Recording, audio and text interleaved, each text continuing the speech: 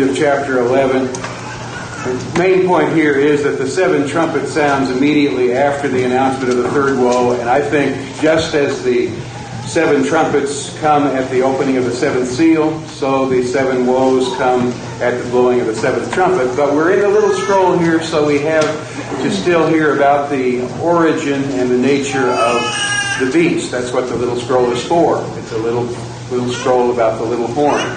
So here at the end of chapter 11, we do have a proleptic look ahead after the blowing of the seventh trumpet. And by proleptic, I just mean we're looking ahead to the future. After something dramatic and traumatic happens, there is a look ahead to the salvation. The prophetic perfect was the idea of something being so certain that even though it was being predicted, it was put in the past tense. We're all familiar with that in the book of Isaiah. He was wounded for our transgressions. He was bruised for our iniquity. Even though that wasn't going to happen for hundreds of years, it was so sure that it was placed in the past tense. So that's all I mean by that. I'm going to have to start skipping some things here.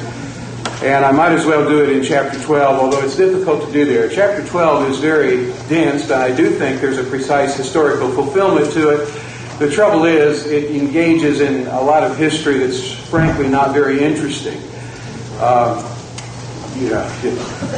know a lot of you feel that way about most of the history we talk about, but this is especially difficult. I mean, the problem is 5 or 6 guys slugging it out for who's going to be dominant in the Roman Empire is not my idea of a good time, and I don't think it's yours.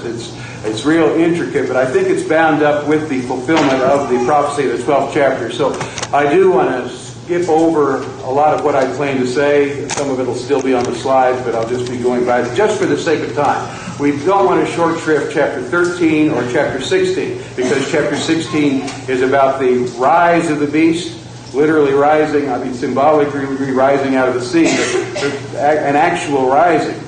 And then chapter 16 is about the fall of the beast. So we need both of those, maybe a little 17, although by the time we get to 17, we've already talked so much about it before we got there that it's pretty much done by the time we actually get there. But the main thing we need to do yet are 13, 16, and 20. And I think we can, Lord willing, accomplish that if we don't spend too long in chapter 12. So I hope I won't make chapter 12 too difficult just by skipping over a part of it. Let me say this about chapter 12. I believe the woman is the symbol of the true visible church. By visible church, I don't mean anything unusual. I just mean what you and I think of as the church. It's visible in that I see you, you see me, and we don't really know if we're Christians. All we know is what we tell each other. We know what our profession and our confession is, but we don't read souls. That's why the foundation of God standeth sure, having this seal, the Lord knoweth them that are His. He sees right through us. But we don't. So we accept that one another are in the faith. We accept each other at face value. And by our fruits, we know each other in a quasi-type way. But not an absolutely certain way. That's all I mean by visible church. There are wheat and tares alike that appear to be the church, as the Lord said. So that's what I think the woman is here. And the woman has a couple of different offspring in this chapter. This is just sort of a synopsis rather than actually going through the chapter. She has a couple of different offspring. There is a man-child, and there is also the remnant of her seed that's spoken of later in the chapter. This man-child, I believe, is what happened at the time of Constantine. It's the state church, and it comes out of the woman. The woman is clothed with the sun. We have seen that the sun, moon, and stars, and it's hard because the things on the slide aren't going to be in conjunction with what I'm saying, since I'm not really going by the notes that I put on here. But we've seen that the sun, moon, and stars from Genesis through the Bible represent people, powers that be, VIPs. And that's the same here. When you have the church clothed with the sun, what does that mean? It means she's in the favor of the highest political authority in the empire. In other words, this is when Constantine turns his favor upon her. She gets clothed with the sun, and the moon and the stars are involved in that as well. And again, it's hard to do just trying to skip over this, but I think this is what's intended here. In Revelation 12, from the standpoint of the first century reader, a future time is predicted for the people of God. who were at that time outcast from both Judaism and from pagan Rome and undergoing persecution, there was a time coming when the church was going to be seen to have a new and radiant standing. So this must be a time that is future to the writing of Revelation. It can't be the birth of Christ, although that's a very tempting understanding, and I've taught it that way myself, when the man-child is born, but I don't see how it can be the birth of Christ, because the Lord is showing John what shall be hereafter from 96 AD. It can't go back 100 years before the writing of Revelation. There's nothing like that in the whole rest of the book, and there's no need to postulate it here. The subjection of the moon to the authority of the woman goes along with the view that the sun represents temporal authority, the primary authority in the temporal sphere. The woman is clothed with the sun, showing that she is the recipient or the beneficiary of the highest power in the empire's good wishes. This is a temporal condition that was going to reverse the state of the church as it existed at the time that John was doing the writing. And the pains of childbirth refer to a future time of severe persecution of the people of God, shown by her crying out in pain. This condition of the woman does not represent the circumstance preceding the birth of Jesus. The covenant people at the time of the birth of Jesus were not undergoing severe persecution or suffering at all. The Jews then were allowed by the Romans to live in peace. The great red dragon with 7 heads and 10 horns and 7 crowns on his head is the devil as represented by the pagan Roman Empire. This dragon has 10 horns like the 4th beast in Daniel chapter 7. Those who first read the Apocalypse at the end of the 1st century would have identified this evil power with Rome. There can be no question about that. The purple-red dragon was one of Rome's military ensigns. It was not common until the 3rd century, though. And what's being predicted here is a couple of centuries ahead of when John was writing this. So we see here the devil acting in and inspiring the pagan Roman Empire. That empire acted openly as the agent of Satan. First against Christ through Herod and Pilate, and then against the servants of Christ through emperors like Nero and Domitian, as we have seen. In chapter 17, verse 9 and 10, we see that the 7 heads are 7 kingdoms. There's 7 mountains, which represent 7 kings or kingdoms. From that passage in the 17th chapter, we learn that 5 of them are already fallen. 1 was current when the prophecy was given, and that 1 at that time was still future. The horns are symbolic of power or authority, like the horns on a steer. That's the thing. My grandpa, who was a cowboy for a long time down in Texas, he said the horns are what you really need to watch out for. The 10 horns correspond to the 10 horns of the Roman beast in Daniel chapter 7, verse 7. These represent 10 kings who will come from this Roman kingdom, Daniel 7:24. The word kings in the Aramaic back in Daniel 7:24 should be understood to mean kingdoms, as in 7:17. And this is, I think, understood to us. Daniel looked at Nebuchadnezzar and said, "You are this head of gold. You are the king of it, but you represent the kingdom." The 7 crowns on the head are diadem crowns, symbolizing absolute power, the badge of Asiatic authority. They were in use by Persian monarchs at the end of the 1st century. And for 1st century readers, it would have pointed to a future time, because Rome at the end of the 1st century was not using the diadem crowns of the Oriental monarchs. The Roman emperors, as we said on day 2, I think, day 2 at my time, which means the second Monday, Roman emperors at that time wore the gilded laurel wreath crown, which was an adaptation of the literal laurel wreath crown in its natural state that was awarded to victors at the athletic games or victors in warfare. Remember, Nerwa and the Cretan dynasty of emperors under the first seal wore the Stephanos laurel wreath crown, not a diadem. So the horns are not yet here in chapter 12 diadem. In chapter 13 we will see them becoming regal, and they're named before the heads there, and they wear the diadem. So we see that change, that shift between chapters 12 and 13. Heaven, as mentioned in these chapters, refers to the second heaven, or the heaven of the cosmos, as this picture is being seen.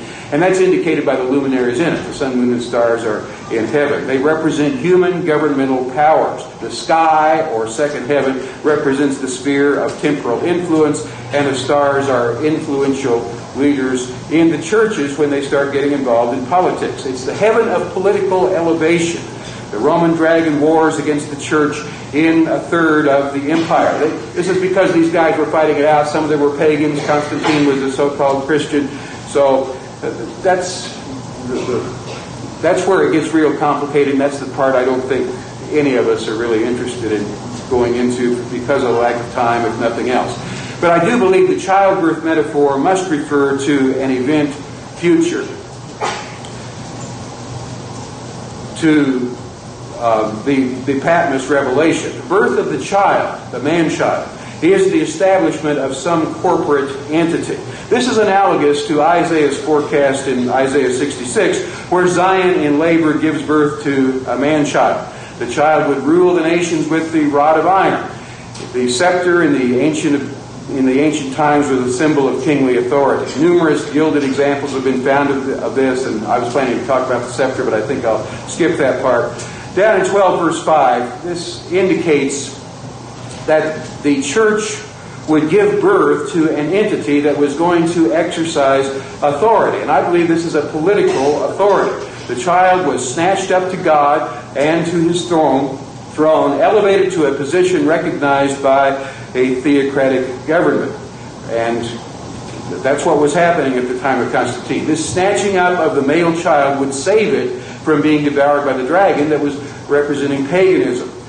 So there appeared a great wonder in heaven, suggesting that the thing predicted would be highly extraordinary and would be unanticipated.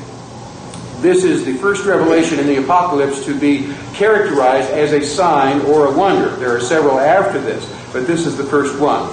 And the rest of this chapter gives more detail about this. The casting down of the dragon from heaven to earth indicates the satanic Roman pagan power would lose its position of dominion over the empire, and that Satan would have to resort to other means than paganism to continue to war against the church.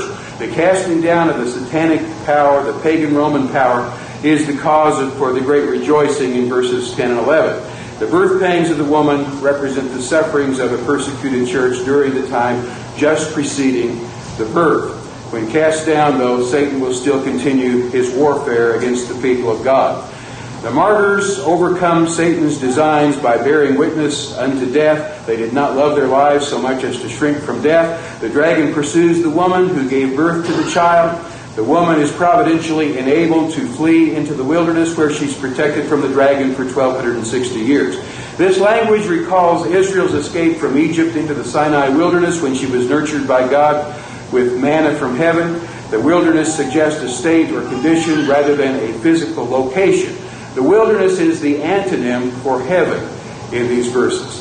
The association of both John the Baptist and the Qumran community with the desert may have suggested to the original readers that the true church would flee from doctrinal errors that might invade the newly elevated church, dissociating from the newly elevating church and preserving a true witness to the gospel. They knew that the Essenes had fled from Jerusalem into the Judean wilderness to escape the corruptions of the Jerusalem establishment and to preserve the true doctrines and priestly rights as the Essenes understood this. For them, the desert was a symbol of their preservation of the perceived orthodoxy. The dragon, the flood proceeding from the serpent's mouth, portrays an attempt to destroy the church by deception and false teaching. Isaiah 59, when the enemy shall come in like a flood, the Spirit of the Lord shall lift up a standard against him.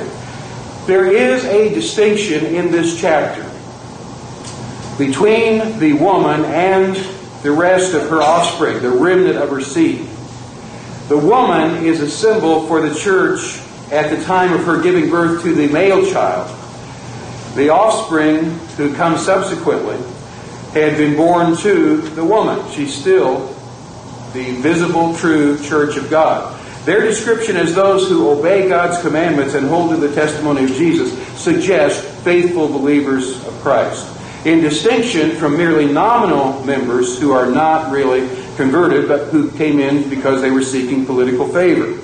The reference to the rest of the woman's offspring, in distinction from the male child, wouldn't seem appropriate, to me at least, if the male child was a reference to the birth of Jesus. If the male child was Jesus and the rest of her offspring is us, or the people like us. That demeans the uniqueness of Jesus by putting the male child in the same category as ordinary human beings, or so it would seem. War in heaven. Heaven here, again, indicates the sphere of political ascendancy. This derives from the common association of the cosmic spheres with the pagan gods and with the authority of human rulers. A time is predicted when Rome would abandon her oppressive dominance over the people of God. Michael is the archangel who protects the covenant people. The dragon and his angels lost their place in heaven when paganism fell. The pagan dragon forces lost their political dominance in the empire. The great dragon was hurled to the earth. I do not believe that this can refer to the original fall of Satan or any event that was already history when John wrote. These are things that must come to pass in the future, things that shall be hereafter. Satan was already operating on earth when the prediction of these things was given.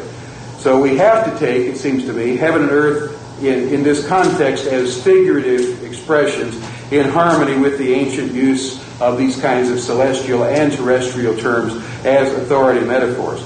There's a musical celebration of victory here that's a kind of a little interlude. The earth and the sea are in distinction from the heavens. In verse 13, the two wings of an eagle indicate God's providence in enabling the true church to find that wilderness sanctuary. The torrent or the flood reflects the common characteristic in the Eastern Mediterranean world.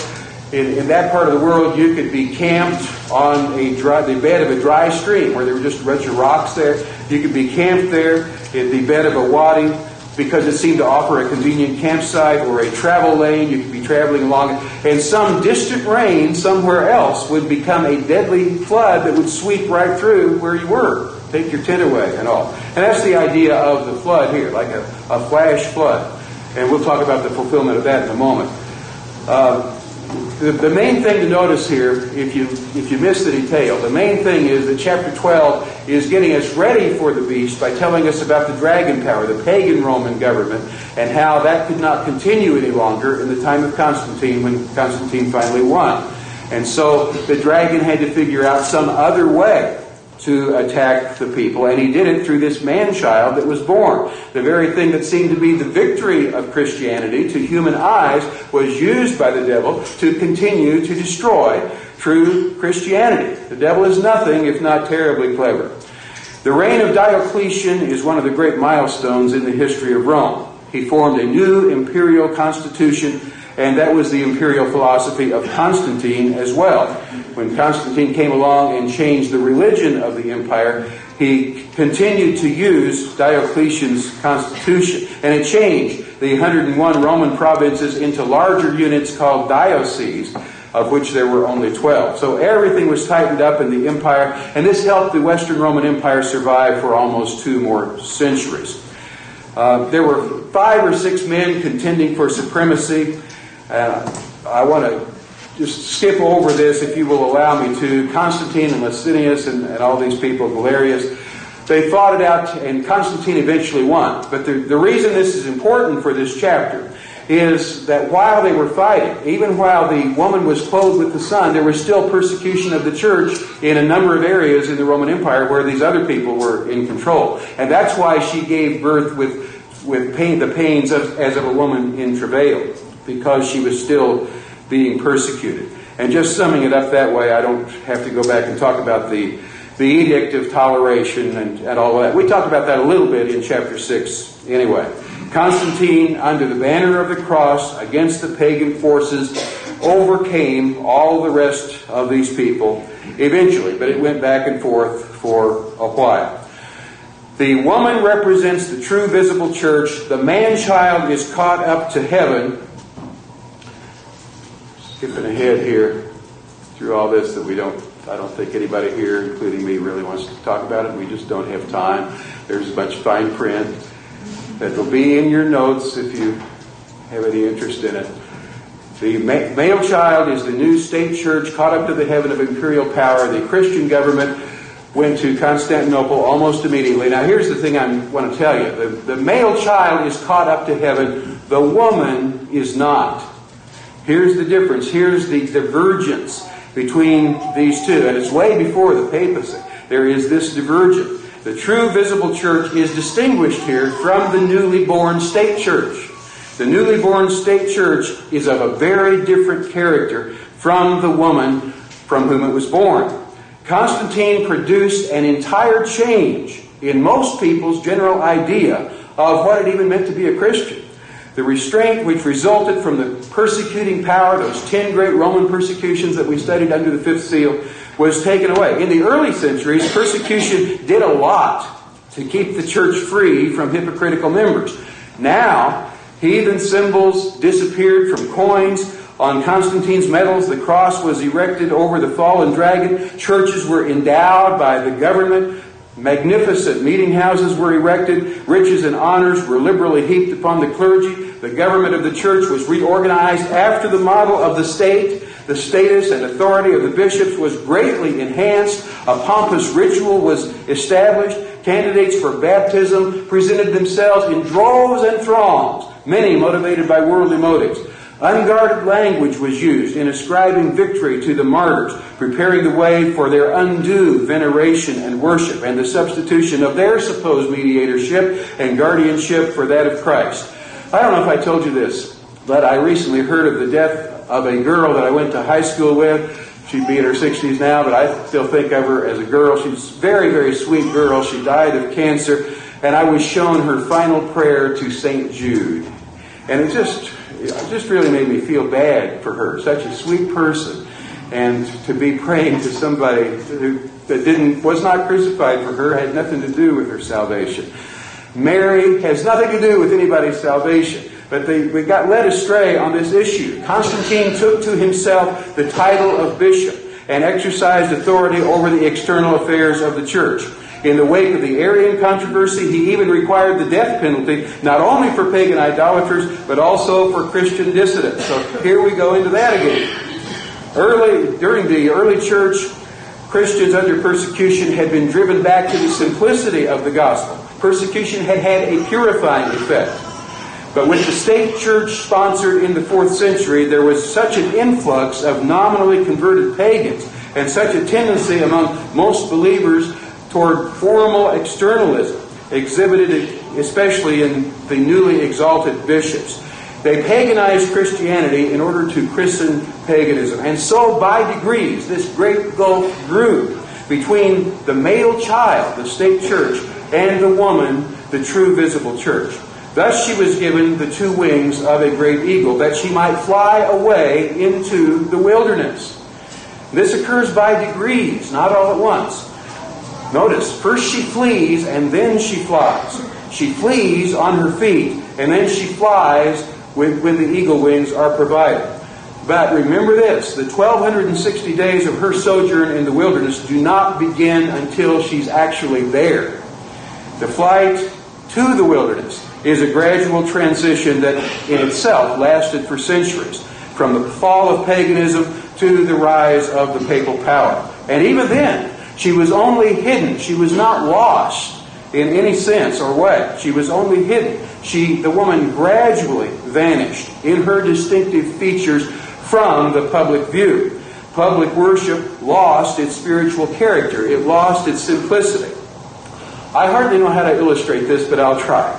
Suppose that in Diocletian's time, you go around the empire and you visit church after church after church in various provinces in the empire. What's it like in these places? Well, you hear the Word of God read, you hear the Word of God expounded by saints who are worshiping in spirit and in truth. But after a couple of centuries, you go back and you visit all those same churches again. What do you find? In almost all of them, you find a pompous ritual. You find rich vestments, you find incense and candles and bowings and prostrations and all kinds of ceremony. God, by intent, did not give the Lord's church much ceremony at all. What ceremony do we have? We've got baptism, we've got the Lord's Supper, we've got the laying on of hands and ordination of officers. What other ceremony did He give us? But now in these churches there were just all kinds of man-made ceremonies, and little, if any, of the Word of God read or explained. What's happening? The woman is gradually disappearing from sight. She is fleeing toward the wilderness. Her seed continued to exist, but the woman herself, their mother, was no longer in view. She found herself a wanderer, persecuted and suffering, but in the wilderness she continued to bring forth sons and daughters. And we were talking about some of those yesterday in chapter 11. At the end of the times, and half a time, she comes forth. The Reformation we mentioned in chapter 11 was an advance out of the wilderness state, but it was not the complete emergence. The witnesses were still in sackcloth, and the church was still in the wilderness. The flood from the serpent's mouth indicates a satanic attempt to destroy the church by deception and false teaching. What flows out of the mouth is teaching. This is fulfilled in the intrusion of Arianism into the empire. After the defeat of Arianism at the Council of Nicaea in 325, it still tended to dominate in the Eastern Church. And with the establishment of an Arian emperor in the person of Constantine's own son, Constantius, it came to prevail. Constantius was sole emperor from 353 on up to 361. And since you have an Arian emperor, Arians believe that Jesus Christ is a created being contrary to the New Testament. This came to prevail in the Western Church as well. Constantius ruled from 337 to 353 with his father. After the death of his father, but in the East he ruled from 337 to 353, and then as sole emperor of the whole empire from 353 till his death in 361. Just after that, in 363, Julian the Apostate made the attempt to restore paganism. He wants to bring back this blast from the past and make the whole empire pagan again.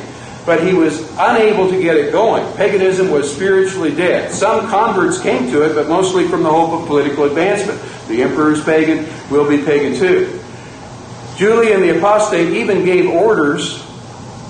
This is a little tangent, but I'll go down it anyway. He gave orders to rebuild the Jewish temple at Jerusalem. They went out to rebuild the Jewish temple. It had been destroyed by the Babylonians in 586. It had been rebuilt in Zerubbabel's day and remodeled in Herod's day and destroyed by the Romans in 70 AD, and the ruins had just sat there. Since that time, not one stone left on another, fulfilling the prediction of Jesus. But in Julian's day, he attempted to rebuild this, and when the workmen started to dig the foundation, balls of fire came out of the ground and killed several of them. Surviving workers tried again, and the same thing happened. Possibly due to explosions of natural gas. But divine intervention was the common explanation at the time. After repeated scorchings, they just gave up, and the Jewish temple never was rebuilt. Julian reigned for only a year and a half, and his death was viewed as the final downfall of paganism. Just before his death, as dramatized by the poet Swinburne, Julian is purported to have said, "Thou hast conquered, O pale Galilean," and everybody knew who he was talking about. As the 4th century progressed, there was an influx of Arian barbarians into the empire. This is the flood of waters, as I understand. And these are going to turn out to be the same waters on which the harlot rider of the beast sits in chapter 17. After the death of Constantius, the Emperor Valens vigorously continued to promote the Arian doctrine. And it remained for Theodosius I, and I mentioned him a couple times already, the strongest emperor between Constantine and Charlemagne, most likely. It remained for him to take official strong actions to officially purge the empire of Arianism.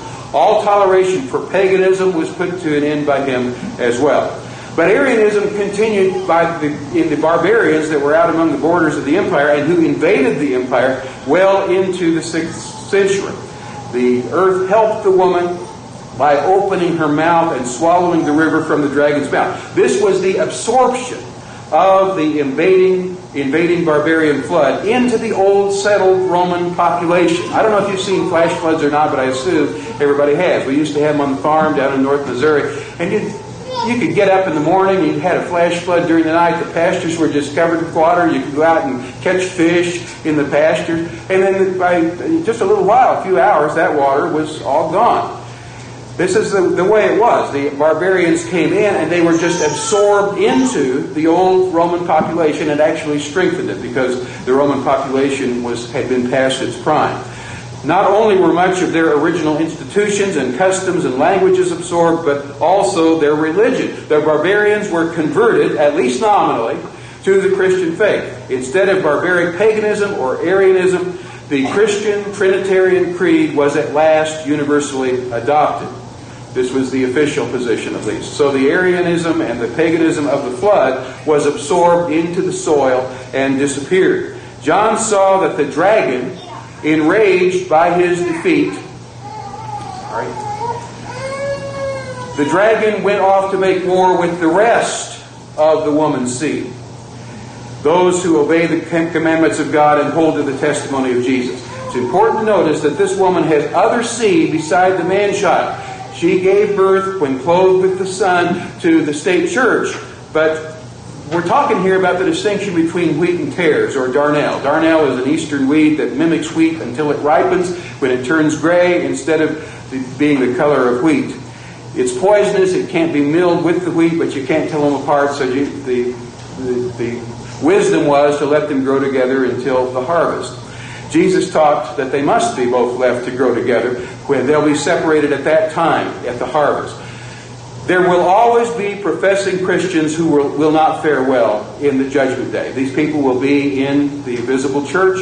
We will be with them. Let's just not be them. So the dragon goes off and makes war against the faithful church. And chapter 12 leaves this effort of the dragon unexplored, but the purpose of chapter 13 is to explore that. To make war with the remnant of her seed, the dragon evokes a beast from the sea and gives him his power. And this beast makes war with the saints. So in chapter 13 we see the beast from the sea. The dragon comes to stand on the shore of the sea, if I understand the best text that we can get correctly. He comes to stand on the shore of the sea as if in anticipation of the arrival of his accomplice. John saw the beast rising out of the sea. It rose gradually, perverting Scripture and historical fact. This was an incipient development, and then there was a fuller unfolding afterward, just as there was when the 10 horns were becoming 10 kingdoms. The sea was commonly regarded as the habitat of evil deities. In chapter 11 we saw that this beast came out of the abyss. The abyss or abyss is deeper than the sea. This persecuting power, as far as is visible to man, rose out of the sea of people, the Gothic inundation, the sea of anarchy and confusion. The waters are people. Revelation at the end of verse of chapter 17. The waters are people. But now the people are no longer in motion. They used to be a flood or a river, and they were moving. But now they're no longer in motion. They're just a sea. The symbolism of the river turns into the sea. The river was flowing out of the dragon's mouth, and with their false doctrine of Arianism. God's eye could see that this really, in addition to rising out of the sea, it rose out of the deeper depth of hell under the sea. So John saw it coming up from the sea. The angel described it as coming from the abyss, but it came from both. And yesterday I think I mentioned the Hawaiian Islands coming from both the sea and from under the sea, when a volcano let loose with the material that formed those islands. Any marine volcanic island rises both out of the sea and out of a deeper depth beneath the sea. And that's the idea here. The beast from the abyss and the beast from the sea are the same beast. Satan opened the pit of the abyss in chapter 9, and the Moslem locust came from its smoke. Here Satan opens the abyss, and chronologically this actually transpires before the invention of the Islamic religion. Satan opens the abyss and the beast comes out. It was Satan's agent in the eastern regions of the Roman world. The beast was there was an agent in the eastern and an agent in the western world here. As the beast comes out of the water, the horns are going to emerge before the heads actually emerge, because the horns are on the heads, or are near the heads, somewhere in conjunction with the heads. I don't know exactly how this was formed. But John saw that the beast had 10 horns and 7 heads. And this suggests identification with the beast of Daniel in Daniel chapter 7, verse 7. On the dragon in chapter 12, the heads were mentioned before the horns. Here, the horns are mentioned before the heads, and the horns are now regal. Here, the diadem crowns are on the horns. Whereas in chapter 12, 12 on the dragon. He was seen wearing them on its heads. This suggests a time for the rise of the beast when the 10 kingdoms have been established. The attributes of the leopard, the bear, and the lion prove the identification with the fourth beast of Daniel 7, because those are all right there in the early part of Daniel 7. So here's the fourth beast having the characteristics of each of the previous three. Daniel said to Nebuchadnezzar, the great God has shown the king what will take place in the future. The dream is true and the interpretation is trustworthy. Daniel 2:45. That corresponds with Revelation 4:1. Come up here and I will show you what will take place after this. We can see through the equivalency here of those two concepts that there is a specificity. The comparable apocalyptic style of the visions in Daniel and Revelation, the equal claims made and the equal promises made, the equivalent specificity in the fulfillment of the predictions. This is simplifying it. Ultimately, there are only two kinds of kingdoms. There's the kingdom of God and the kingdom of Satan. Just as Jesus operates through us, his followers, so Satan operates through his followers. Satan said to Jesus, all the kingdoms of the world and the glory of them, I'm showing you in a moment of time. And he said, all these things will I give you if you'll fall down and worship me.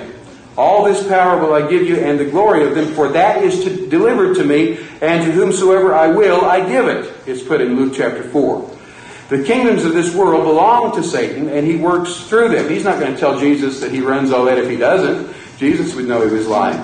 But he does run the kingdoms of the world. The kingdoms of this earth operate on the basis of a philosophy, and it's a philosophy of political expediency. Might makes right. Only the Lord's kingdom functions according to the opposite principle, right makes might. If God be for us, who can be against us? Be strong in the Lord and in the power of his might. So it's just the opposite.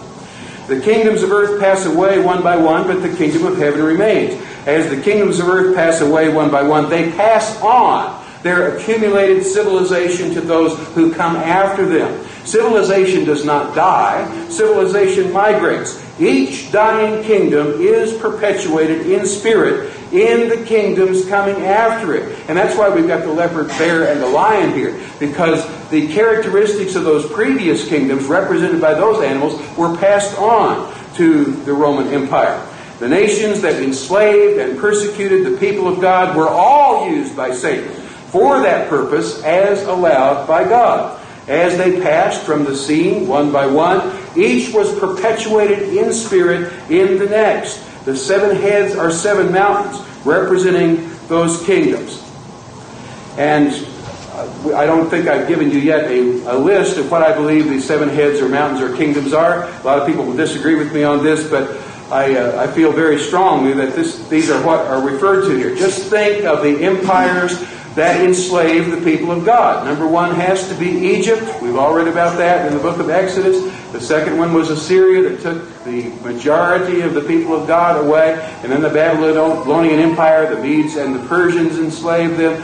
And Greece. 5 are fallen, we read in chapter 17. These 5 were fallen in John's day. 1 was in existence in John's day, and that was the pagan Roman Empire. 1 was yet to come in John's day, and that was going to happen in Constantine's time. It would be the Christian Roman Empire. And then in chapter 17, since I don't know if we'll spend time on that or not, but in chapter 17, you know that there was an 8th that was of the 7, and that was going to be the papal Roman Empire. The one that was not yet come is number 7, and then the deadly wound to one of these heads was going to be to the Christian Roman head. We'll talk about that hopefully at a little later time. The fierce powers of the Roman beast include the speed to kill of the Greek leopard, the trampling feet of the Persian bear, and the ravenous mouth of the Babylonian lion. And that's why those animals are listed here, I think. Now, it is true also in conjunction with this, and maybe as an intertie to this, that Rome sat on 7 literal hills, and I just listed these here in case you wanted to see them. I don't think they have any particular pertinence so far as their names are concerned, and they'll be in your notes when you get this if you want this. So there's no need to try to copy them down. But it is interesting that Rome was known as the seven-hilled city, and that we're talking here about 7 heads or 7 mountains. The beast from the sea had 7 heads. It also had 10 horns. A horn is a power. An ox or a bull manifests its power through its horns. I believe that these 10 horns are the same as the 10 toes on the image in Nebuchadnezzar's dream in Daniel 2:42. These 10 horns or 10 tribes or 10 toes, I've listed there, I think, a reasonable representation of what the possibilities are that these 10 nations or 10 tribes of Europe were back in these formative days. Obviously, the round number 10 is not absolute, but it is average. It is an appropriate symbol for these nations, which more often than not have number 10. 10 is the medium of all the oscillations, and you've got kingdoms in and out of here. It's a very complicated history that nobody here is really that interested in. Isaac Newton pointed out that the number 10 might be justified as the number of kingdoms at the time the horns are introduced in history. The apostles were sometimes called the 12, even when there were only 11 of them. So, or at least it's possible that they were. So these horns were crowned with the diadem, the official crown of the Roman emperor since Diocletian. As these barbarian kingdoms arose during the final era of the old Roman Empire to show their allegiance to Rome, they stamped their coinage with the image of the emperor wearing the diadem. They did that at first. Later, with the fall of the empire and the empowerment of the Roman bishop, the barbarian kings resorted to printing their own images on the coins, crowned with the Roman imperial diadem, and thus asserting their independent authority. These 10 crowns of Europe I've listed here. The numbers in parentheses are the dates where they broke away from the papal authority that dominated them throughout these centuries. We talked yesterday a little bit about England going out as the 10th part of the city falling in 1534 in the days of Henry VIII. There are similar stories that go with all of these other nations, but we won't be bothering to take the time to tell most of those stories.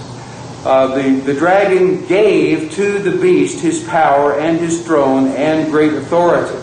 The letter to Pergamum said that Satan's seat was located in that city, perhaps referring to the imperial cult temple center that was located in Pergamum, the ruins of which can be seen to this day, where Christians were commanded to sacrifice to the Roman emperor as a god. In chapter 16, we'll see that the 5th bowl is poured out on the throne of the beast, which is Rome. Now so Satan's seat being in Pergamum was because of what was going on there, and Satan's seat is in Rome because of what was going on there. The dragon is Satan operating through the pagan Roman government, the 6th head. Now, Satan is going to operate through the Christian Roman government, the 7th head, but 17:10 says that when the 7th kingdom comes, it will continue a short space, only a little while. It can't be the papal, because that continued for 1,260 years. The so-called Christian Roman government continues for only a little while. The key to that is the deadly wound in verse 3. I saw one of his heads, as it were, wounded to death, and his deadly wound was healed. Paul said in 2 Thessalonians 2, 7 and 8, he who now letteth will let until he be taken out of the way, and then that wicked shall be revealed. The imperial Christian Roman Empire fell with a deadly wound in 476. And we've talked about this already. We saw this under the first 4 trumpets in chapter 8. Under the 4th trumpet, we saw that the barbarian chief of the Heruli, Odoacer, deposed the last Roman emperor, Romulus Augustulus. But the Roman Empire would be reconstituted when the deadly wound was healed. This resurrected head is referred to in 1711 as an 8th, that is, an 8th kingdom. There are only 7 heads, and yet there is an 8th of a different makeup. It is of the 7, 1711, and it goeth into perdition. As long as the imperial power was in place, there was no room for this development.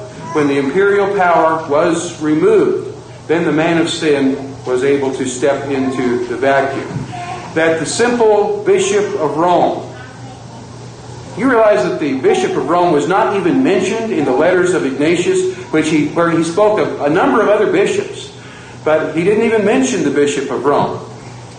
that the Bishop of Rome should come to be viewed as Christ's vicar or vicar on earth, and that the common sense and the moral sense of those who claim to be the church should be so prostrated before him for so many centuries, just shows the old serpent's power to blind the eyes of men.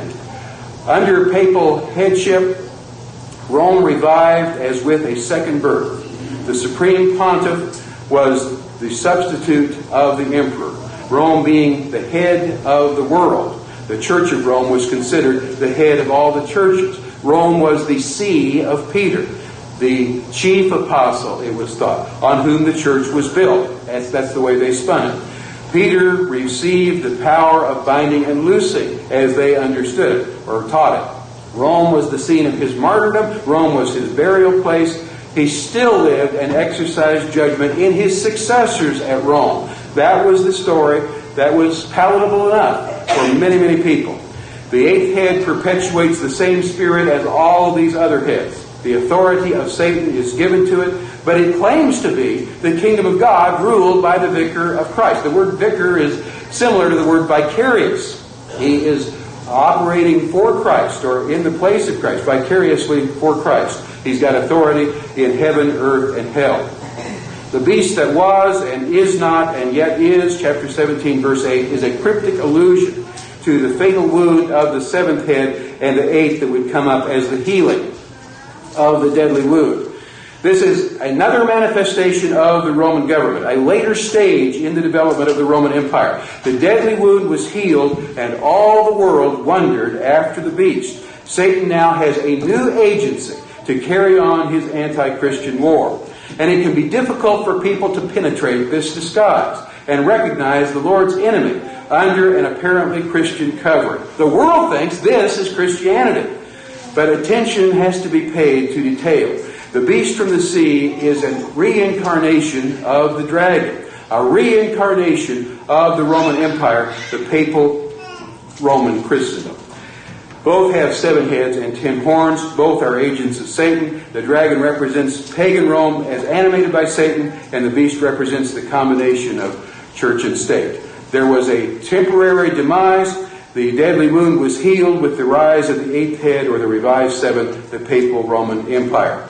Gibbon said, like Thebes, Babylon, or Carthage, the name of Rome might have been erased from the earth if the city had not been animated by a vital principle which again restored to her honor and dominion. The tradition that a Jewish tent maker and a fisherman had formerly been executed at Rome, and after 500 years their genuine or fictitious relics were adorned as the palladium of Christian Rome, and their shrines resorted to from east and west. The beast is characterized by his proud words and blasphemies. Daniel 7, verse 8 and verse 20, the little horn spoke boastfully. 2 Thessalonians 2:4, he exalts himself over everything that is called God or that is worshipped. So the dragon gave his authority to the beast. The beast was given power to make war against the saints, as in the days of Job. God permits Satan and his agents to wage this war, but only within his providence and only within his greater purpose. Sometimes there seems to be a lot of latitude in God's permissive providence. The authority of the beast is to wage war to last. His authority to do that is to last for 42 months, 1,260 years. This is the same period of time that the holy city was to be trampled down, as we saw in chapter 11. Same period of time the 2 witnesses were to prophesy, as we saw in chapter 11. Same period of time the woman was nourished in the wilderness, as we saw in chapter 12. The description of this war is the apocalyptic commentary on the war of the little horn of the 4th beast described back in Daniel 7. In Daniel, he's distinguished by his boastful speaking against the Most High, and he's trying to change times and laws. Lord willing, this afternoon at 1 o'clock, we'll take it up at this point. Right now, you have a 10-minute break.